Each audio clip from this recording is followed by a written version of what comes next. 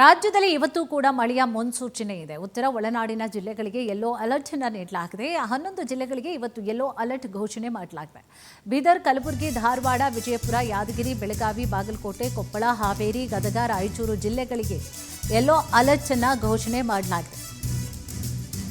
ರಾಜ್ಯದ ಬಹುತೇಕವಾದಂತಹ ಜಿಲ್ಲೆಗಳಿಗೆ yellow alert ಅನ್ನು ಘೋಷಣೆ ಮಾಡಲಾಗಿದೆ. 11 ಜಿಲ್ಲೆಗಳಿಗೆ ಇವತ್ತು ಯೆಲ್ಲೋ ಅಲರ್ಟ್ ಘೋಷಣೆ ಮಾಡಲಾಗಿದೆ. ಬೀದರ್, ಕಲಬುರಗಿ, ಧಾರವಾಡ, ವಿಜಯಪುರ, ಯಾದಗಿರಿ, ಬೆಳಗಾವಿ, ಬಾಗಲಕೋಟೆ, ಕೊಪ್ಪಳ, ಹಾವೇರಿ, ಗದಗ, ಆಲ್ಮೋಸ್ಟ್ ಆಲ್ ಉತ್ತರ ಕರ್ನಾಟಕ ಭಾಗಗಳಿಗೇನಿದೆ ಅಂದರೆ ರಾಯಚೂರು ಜಿಲ್ಲೆಗಳಿಗೆ ಯೆಲ್ಲೋ ಅಲರ್ಟ್ ಅನ್ನು ನೀಡಲಾಗಿದೆ.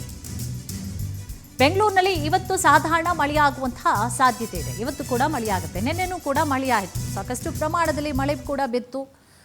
ಒಂದು 2-3 ಗಂಟೆಗಳ ಕಾಲ ಮಳೆಯಾಯಿತು.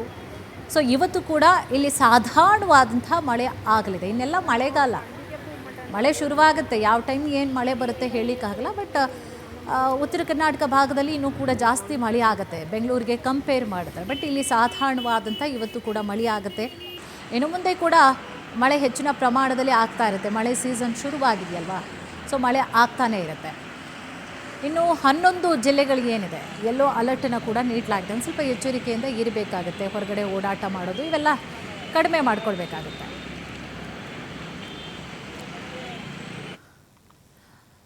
ಇದಿಷ್ಟು ಈವರೆಗಿನ ಪ್ರಮುಖ ಸುದ್ದಿಗಳು. ಮತ್ತಷ್ಟು ಸುದ್ದಿಗಾಗಿ ನೋಡ್ತಾ ಇರಿ ಪವರ್ ಟಿವಿ. ಇದು ನಿಮ್ಮ ಶಕ್ತಿ.